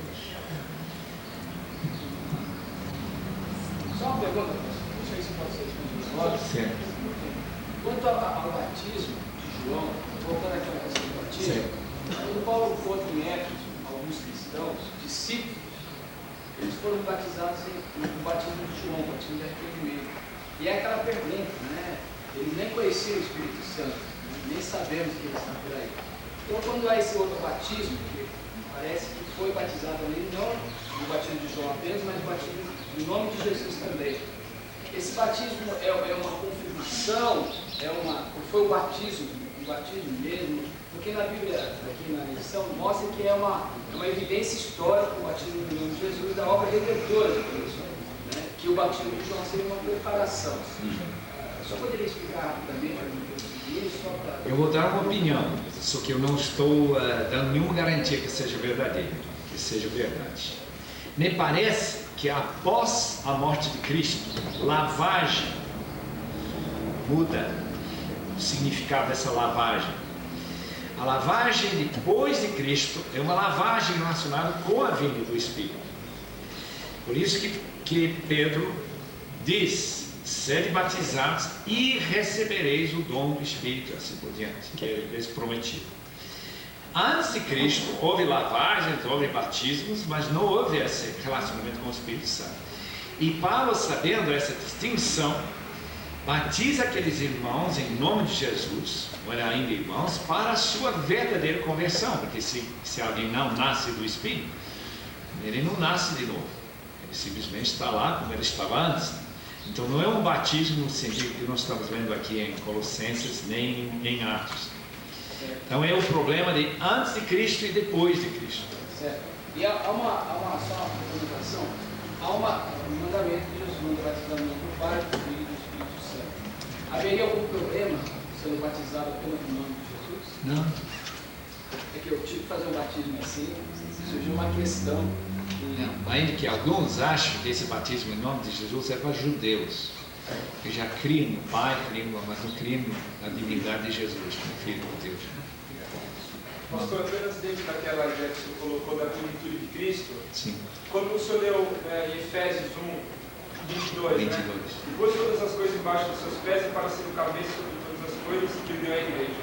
Eu li o 23 embaixo e dizendo o seguinte: qual é o seu corpo, a plenitude daquilo que a tudo enche em todas as coisas. Então Paulo está ali na mesma ideia, que o senhor estou a ideia de preencher este espaço, todas essas coisas. Ele estaria aqui nessa mesma linha que estava com você? Muito provável, já que Éfeso também faz parte da Ásia. E essas ideias estavam correndo naquela época. Ideias que nós hoje chamaríamos de nova era. Eu estaria nessa mesma ideia, dessa plenitude, né? Certinho. Então, o senhor Mora falou sobre a teologia do tempo, né? Falou um pouco sobre Francis Schaeffer, que ele nos exorta até a conhecer melhor o nosso tempo, né? Então, o quanto ajuda, né, a gente conhecer o nosso tempo, quer dizer, os rudimentos desse mundo, né, não fazendo parte dele, né? E como a gente vai como a gente vai viver nisso, nesses opostos, né?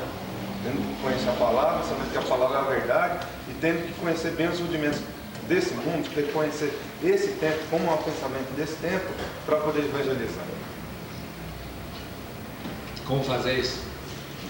Estudar bastante, ler bastante e buscar uma claridade de pensamento, clareza na percepção das coisas, especialmente no julgar o que é bom, o que é errado. Esqueci que temos duas perguntas aqui na frente para ler. Já foi, é a mesma. É a mesma coisa. Ah, meu irmão já falou.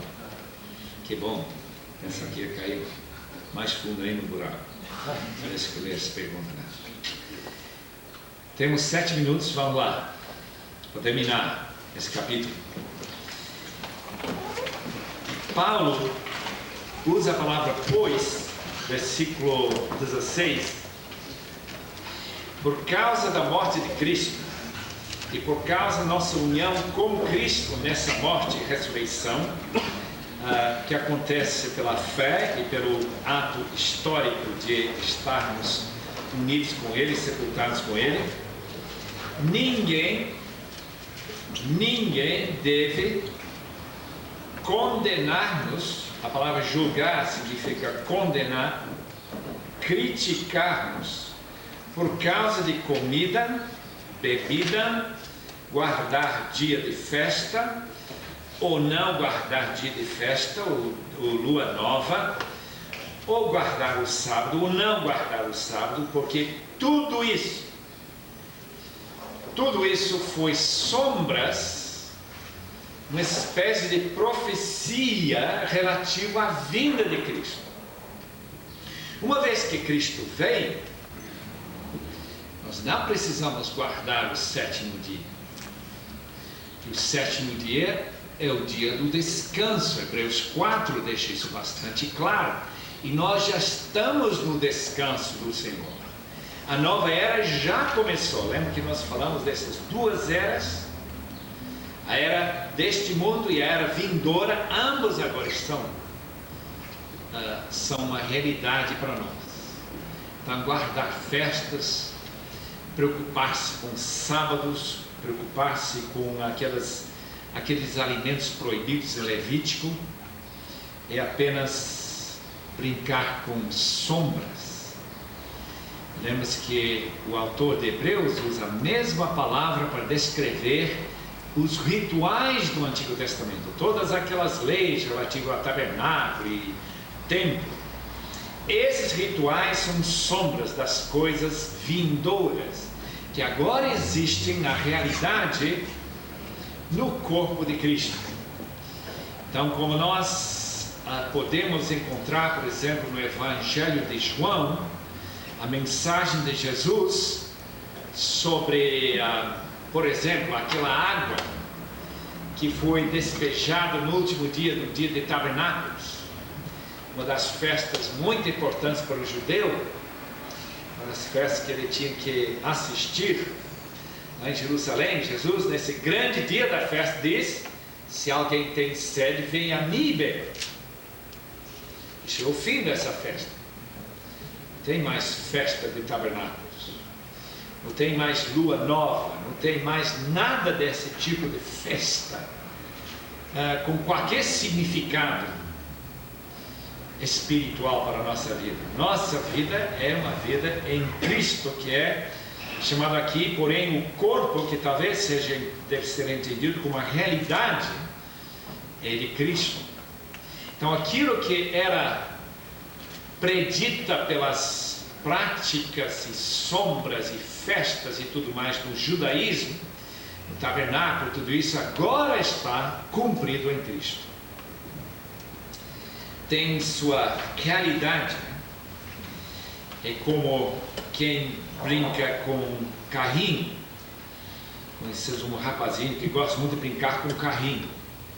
Mas chega o dia que você pega um carro real, que tem motor de gasolina ou de álcool, que você entra lá e tem um motor que anda. É muito diferente daquela brincadeira que ele fazia antes. Os irmãos sabem disso. E tão distinto essa diferença, que a gente precisa até de habilitação para poder dirigir, esse caso, carro real, contraste com um carro de brincadeira, um carro de sombra, para usar a linguagem aqui. Ninguém também se torne seu juiz, árbitro, relativo a outras práticas relacionadas com aquela heresia. Práticas que produziram uma aparência de humildade, um contato com anjos através de culto, espécie de culto para buscar poder angelical, baseando-se em visões e ficando enfatuado com sua mente carnal, visões que ele criava para si mesmo. Os irmãos veem aqui um deslizamento da igreja, segundo esse falso mestre ou mestres, que levariam a igreja a cair numa espécie de espiritismo, buscando contato com poderes invisíveis, envolvendo-se em certas práticas mais tarde chamadas ascéticas, de não comer certas coisas. Então aqui temos, em primeiro lugar, temos elementos judaicos, e aqui temos aqueles elementos mais relacionados com as religiões de mistério e religiões prenósticas, que eram bem comuns naquela época e que achavam que ia melhorar o cristianismo. Ninguém vos torne juiz nestas coisas, porque na morte com Cristo, que nós já discutimos em versículo 12, sepultados como já fomos com Cristo, para estes rudimentos do mundo, especialmente os rudimentos são forças espirituais do mundo, que algumas pessoas com certeza tinham medo. Uma pessoa que toda a sua vida tinha medo de andar por baixo de uma escada, ou ver um gato preto correr na sua frente. Todas aquelas superstições que o mundano tinha que cuidar de não ferir por causa dessas forças que existem aí. Diz: olha, vocês já morreram por essas coisas. Eu lembro também meu professor em Edimburgo, o Dr. John Bailey, falando sobre o que realmente atraiu para o cidadão daquela época, que tornou o cristianismo tão atraente, foi que o cristão não tinha medo das forças espirituais. Nós temos que ver que nós vivemos num país muito cheio desses medos, desses temores de forças espirituais. Algumas delas reais e outras não reais. Não importa se eles são reais ou não, nós já morremos relativo a qualquer medo que precisaríamos ter desses poderes espirituais chamados rudimentos do mundo, como se estivesses vivendo no mundo. Agora a palavra mundo aqui significa império das trevas de novo. É como se a pessoa, depois de cruzar para o reino do Filho, volte para trás e aí começa a ter aquela preocupação com essas forças do mundo. E vós sujeitais a ordenanças desses líderes religiosos: não manuseis isto, não proves aquilo, não toques aquilo e outro. Isso fazem parte dessas regras que eles impuseram, né? Para você não ter que ter problema com essas. Os irmãos que vão para a África vão descobrir que os africanos, depois de convertidos, têm esses mesmos problemas. Aquele medo de certos lugares, certo medo de certas coisas que tinham poderes de tabu e que não podem ser comidas ou tocadas, ou coisas dessa natureza. preceitos e doutrinas dos homens, pois que todas estas coisas com uso se destroem. São coisas temporárias, puramente materiais. Não tem nenhum poder real espiritual. E finalmente, versículo 23, o argumento final é este: que todos esses rituais, mesmo tendo a aparência de sabedoria e uma humildade necessária e um rigor ascético, não tem valor algum em vencer o poder da carne. Isto é, a luta contra a força da carne dentro de nós, isso não ajuda nada. Nada. Talvez sejam até negativos nessa ajuda. Porque quando chegamos logo à noite, no capítulo 3, vamos ter vendo que Paulo não nega que há forças, há apetites, há pecados que o crente tem que lutar para vencer. Mas esse vencimento não é através de obras da carne, esforço, de um certo tipo de asceticismo, não é por rituais mágicos que a gente vence estas forças. Muito obrigado pela sua participação. Vamos orar, ficamos de pé, logo estaremos livres. Amado Senhor e Pai, eu pedido a Ti que nós tenhamos esta sabedoria real e não apenas a aparência de sabedoria. Que nós saibamos nos humilhar diante de Ti e não uma humildade falsa. Que nós saibamos, ó Deus, negar a nós mesmos sem rigor ascético que só produz sombras e não a realidade de nossa conexão com Cristo como cabeça do corpo. Deus, rogamos que Tu nos ajudes nos dias vindouros em que novas e talvez mais sutis heresias vão se manifestar de formas tão sutis e que nós, sem Tua ajuda, Senhor, seremos tão facilmente enganados. Nos ajude, Senhor, sempre ficar com o coração aberto às realidades que nós devemos aceitar e com o coração bem claramente distinguindo, discernindo aquilo que não deve ser aceito, deve ser rejeitado para a glória do Teu santo nome. Oramos por todos os nossos queridos irmãos, colegas, professores, alunos, igrejas, ó Deus, que nem se representam aqui hoje, mas que estão nesta luta, Senhor, e discernimento. Ó Deus, nos abençoe ainda durante este dia, que nossos trabalhos, nosso tempo seja somente gasto para a Tua glória. Em nome de Jesus. Deus nos abençoe.